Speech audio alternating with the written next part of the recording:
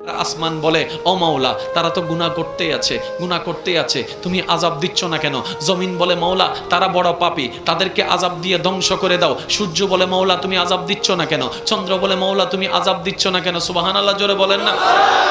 চন্দ্র বলে মাওলা তুমি আযাব দিচ্ছ না কেন?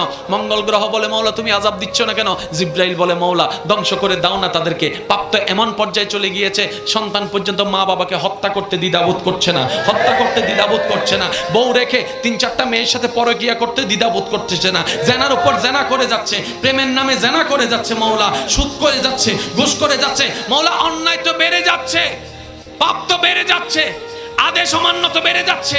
ও মাওলা আগের যুগের বান্দাদেরকে, নবীর উম্মতদেরকে তুমি আযাব দিয়েছো, সাজা দিয়েছো, তাদেরকে দিচ্ছ না কেন?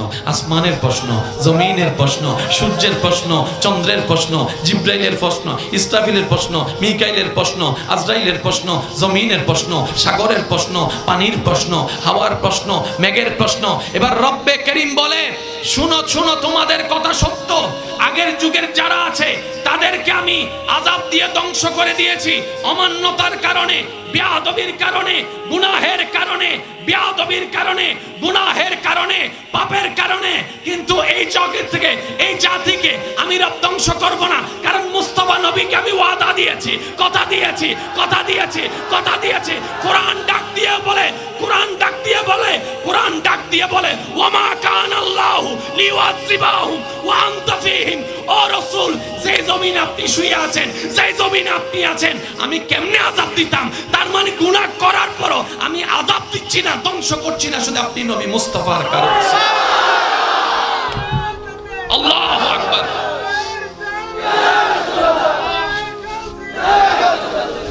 আওয়াজ একবার বলেন না সুবহানাল্লাহ। তাহলে আপনি আমি এত অন্যায় করার কারণও আল্লাহর গজব থেকে যে বেঁচে আছি সেটাও নবী রাহমাতুল লিল আলামিনের কারণে। এই ধরাতে, এই সূর্যের নিচে একটা সময় এক গ্রুপ ছিল যাদেরকে বলা হতো মূসা নবীর উম্মত, কাউকে বলা হয়েছিল ঈসা নবীর উম্মত। যেভাবে আমরা থাকছি ওনারাও হয়তো সেভাবে থেকেছে। স্টাইলটা ভিন্ন ছিল, দেশটা ভিন্ন ছিল, রংটা ভিন্ন ছিল, ভাষাটা ভিন্ন ছিল, সবাই তো রবের বান্দা। এবার আমি আপনাদেরকে একটা প্রশ্ন করি ভাইয়েরা, সজ্ঞানে সবাই উত্তর দিবেন। আগের যুগে যতজন বান্দা নবীর উম্মতরা ছিল তাদের জন্য আমাদের মতো ঠিক কিছু বিধান, আদেশ, নিষেধ ছিল কি ছিল না?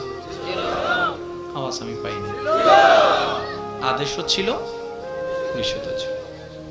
আগের যুগের বান্দারা, নবীর উম্মতেরা আদেশ অমান্য করলে গুনাহ হতো, যেভাবে আমাদেরটাও হয়, গুনাহ হতো। আল্লাহ পাক রব্বুল আলামিন সবাইকে ওয়ার্নিং দিয়েছেন। কয়বার? একবার, দুইবার, তিনবার ওয়ার্নিং দেওয়ার পরেও যদি তারা নিজেদের ভুলগুলোকে তওবার মাধ্যমে না শুধরাই নিয়েছে, আল্লাহ পাক তাদেরকে আসমানি আযাব দিয়ে, জোরে বলেন, ধ্বংস মানি শেষ নাই, বিলীন, ডেস্ট্রয়। কিসের কারণে? গুনার কারণে। কিসের কারণে? জোরে বলেন, কিসের কারণে?